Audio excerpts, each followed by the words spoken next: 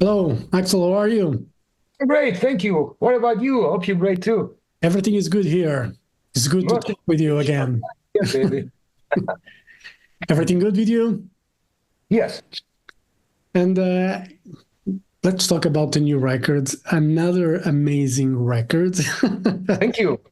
Thank you. I like it So, too. let's talk about what is the secret, first of all, for keep making great music.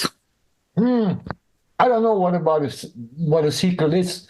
The magic is in the air. So the ideas are coming, and the fire inside myself is still burning. The flame is there. I love to write songs. I love to play live. I love fucking everything. Do you always collect ideas, when you're not performing live? Are you always like in the studio with the guitar and No. What I do is, excuse me. Um, when I finish the record, I come out. I will go back home, and when I'm back home, I put out the guitar a couple of days later just for playing a bit, and suddenly a riff comes to my mind. Say, "Whoa, this is great!" And I record it on my cell phone. There's a recorder on there, a voice recorder. yeah? I record it on there, and then I'm collecting ideas. Sometimes a melody comes to my mind when I'm at the grocery store buying some food. Sometimes I have a great melody of a chorus line of vocals. And I pull out my cell phone and I hum it in, whoa, la, la, la, and then people think, "Oh, this guy is fucking crazy." But, I'm keeping these little bits and pieces, and then I sit down and make the real songs out of it. Yeah. And for Reason Symbol, when did you start working on the songs for the album? Uh, as soon as the last record was finished, the record before, but I remember I started actually to put all these little bits and pieces together. That was the 14th of September last year. And it took me to, I think it was the end of October to get every song done, complete with the lyrics, with the vocal lines, with the melodies, with fucking everything. Yeah. And some of the inspiration seems to like a throwback to Black Moon Pyramid, many moons ago. Was that like an inspiration for you, like to go back to the that record somehow? Yeah. Excuse me, it's from smoking. I have to stop. Well, anyway, who cares? We released this album, Black Moon Pyramid, in 1996, and it features the artwork that's a pyramid, but only the top of it. Some crazy birds are flying around. And it was a little kind of Arabic feel to the title track and two other tracks too. So this time, when I finished all the songs, I said, "Wow, this is an Oriental kind of feeling. Let's go back to the pyramid because it's a great thing." And I now have the complete pyramid on the cover, and it looks great. And yeah, when you listen to the tracks, there's a combination between the cover art and the music. Yeah. Yeah, Yeah, because you have the epic song Ankaya that's yeah, very Oriental flavor. yeah. How did you come up with that idea for the song? For Ankaya especially, I had this bits and pieces in my head. I said, "Wow, this is very influenced by Led Zeppelin, of course, and by Rainbow Stargazer too." And I said, I put this together, and actually I put it together, and we went to the studio, but I didn't have the middle part, the drum with an Egyptian orchestra and stuff, and Bobby played percussion on it. And I sat down in the studio during the recording. Bobby was playing. I said to Bobby and to my engineer Tommy, I said, "I got an idea. Let's put something in there." What? They said an orchestra thing and blah blah blah blah. We're doing a break and doing a riff in between, and we did it in the studio, and it sounded great. Yeah. Do you come with a lot of ideas when you're actually recording the songs, just bits and pieces to add to the songs? No, most of the things are written and recorded at my house before, and on my demo. Of course, I'm only doing demos at home. And sometimes, like in Enkaya, it happens that actually a thing comes to my mind, but not very often. Yeah.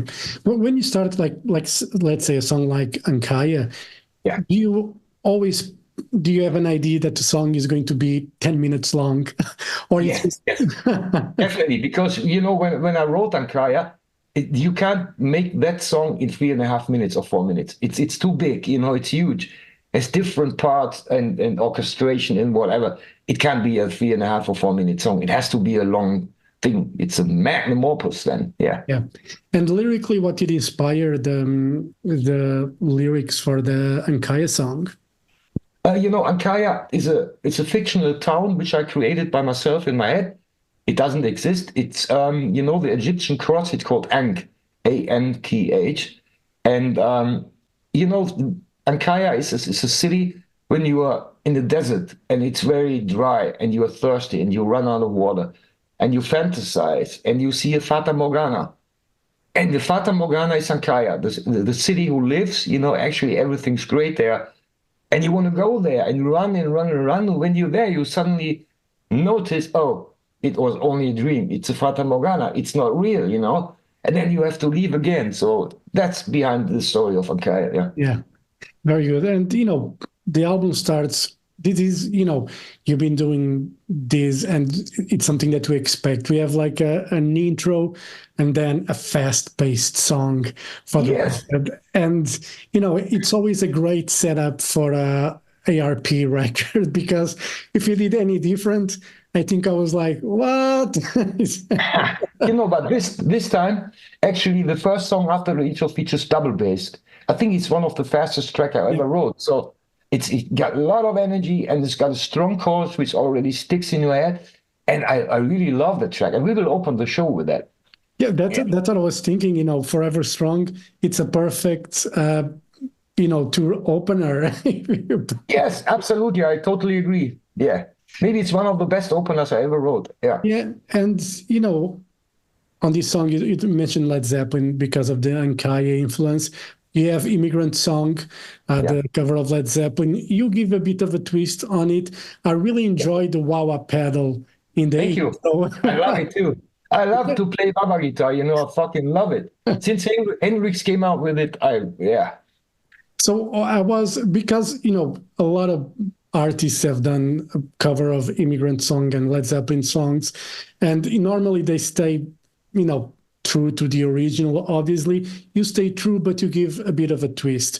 How did you decide, to, let's just change it a bit to give like a more personal touch? Yeah, I have to tell you that I always loved the Immigrant Song by Led Zeppelin. It came out in 1972, and since the song follows me, I love the track. And I ever thought, if I ever do a Led Zeppelin cover, it has to be Immigrant Song. But I never felt the right time to arrange something around it that makes it more interesting, to add a guitar solo in it. The original doesn't have any guitar solo.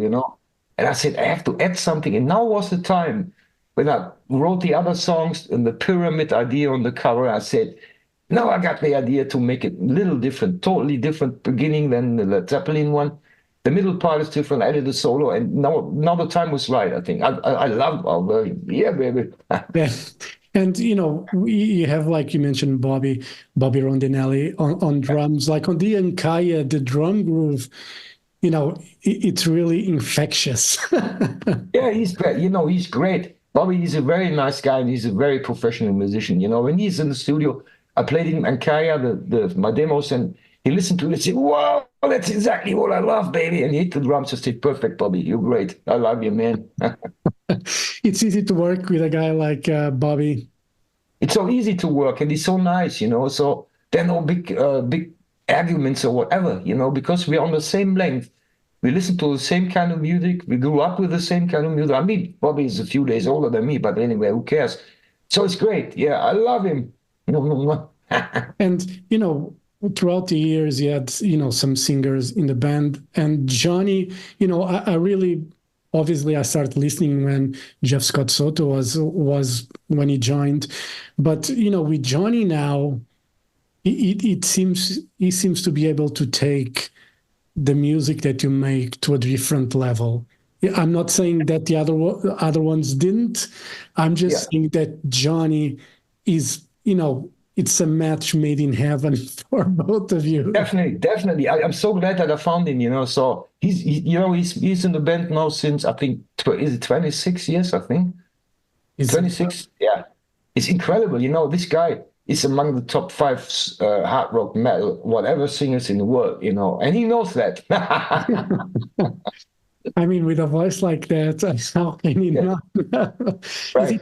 Is it nice to work with him as well? Is it easy? Like when you present an idea, is he very open to, sing it? Did he present ideas as well? Definitely. You know, I write the melody lines for all songs by myself. But once in a while, Johnny said, "Wow, this line is great."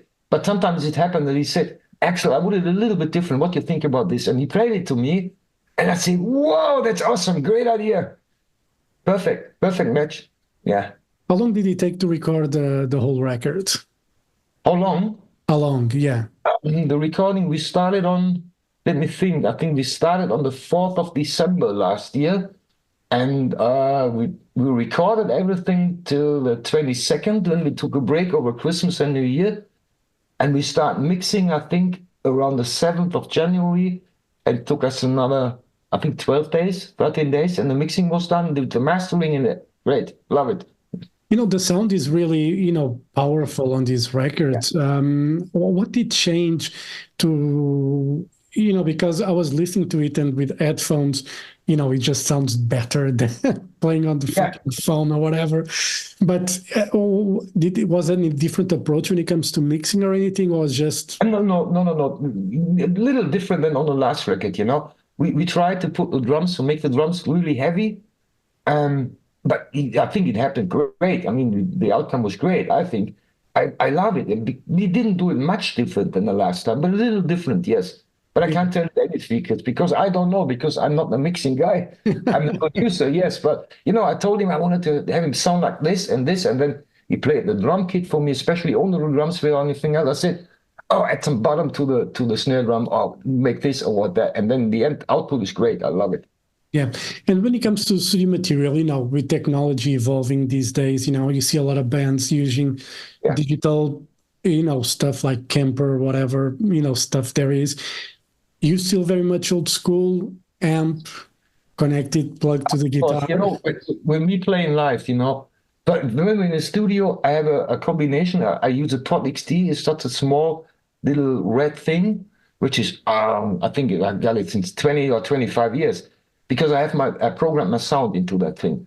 But of course, I'm using the Engel Powerball one, and we always try to find a combination. And live, I only play the power chords. I got 2 or 3 stacks in my head, in my head, stacks in my back, because I don't like to use the Kempers or whatever, because you got the same sound every night with the Kemper amp.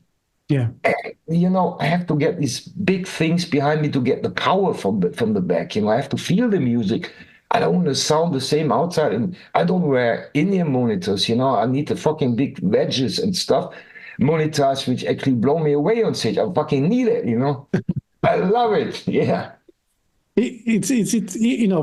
That's an interesting thing, because I say this when I talk with other bands, because when I go to a show, like to a club show, and if they use digital stuff, if you are really in the front, it's a problem to hear the whole mix, because sometimes you just hear the drums and the voice somehow, and because everything it just comes out of the club speakers mixed already, and you don't get any sound, and it's just when I live show, I like to feel the fucking vibration. That's right. It's the same with me. Exactly the same. Yeah, 100%. You're right. Yeah.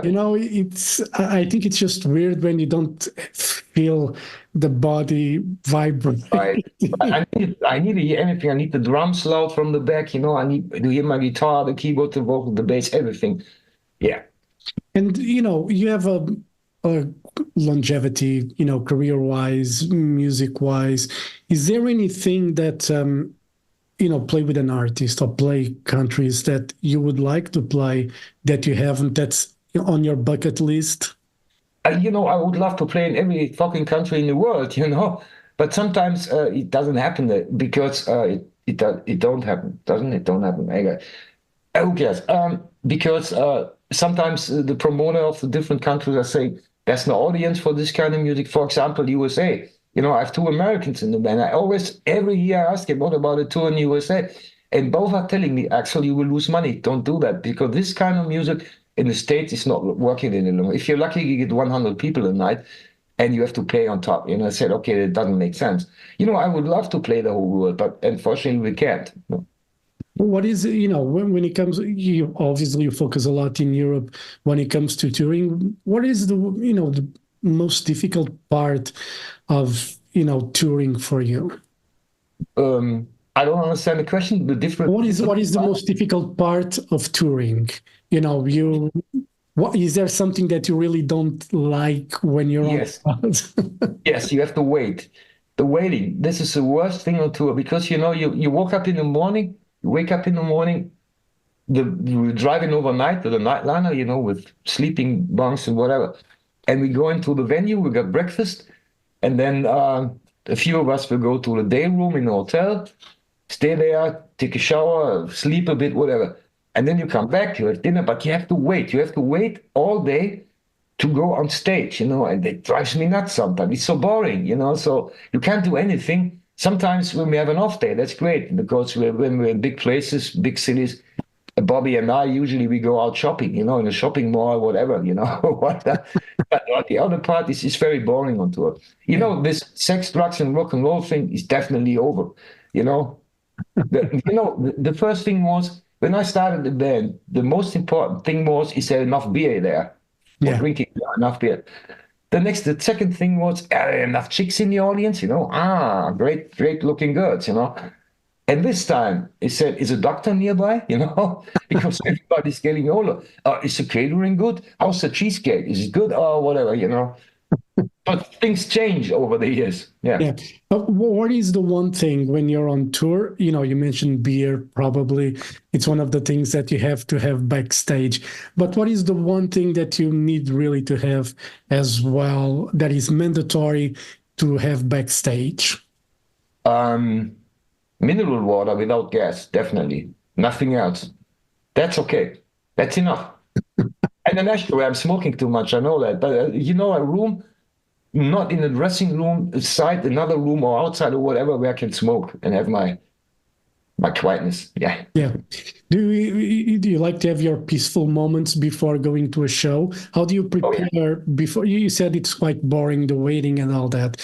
But, do you have any pre-show ritual before going on stage? Not really.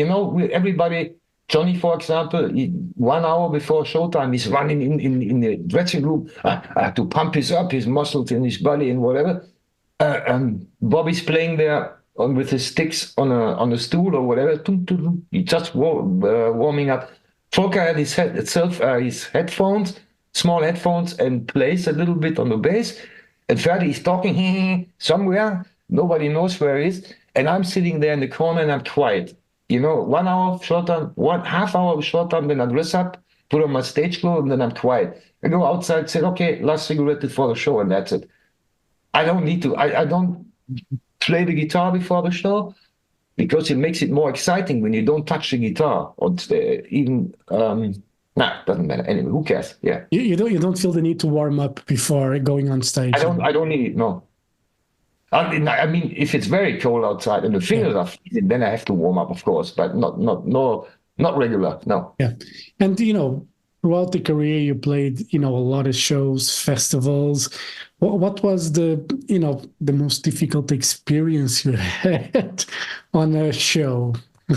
It was. I remember that when we played in Germany, it was a huge festival. I think it was 2005. I think, as far as I remember.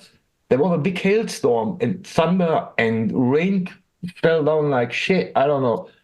And the festival didn't get canceled because the promoter said the fans are there, the bands are there, they want to play. But it was nearly impossible. The whole stage was wet, covered with water.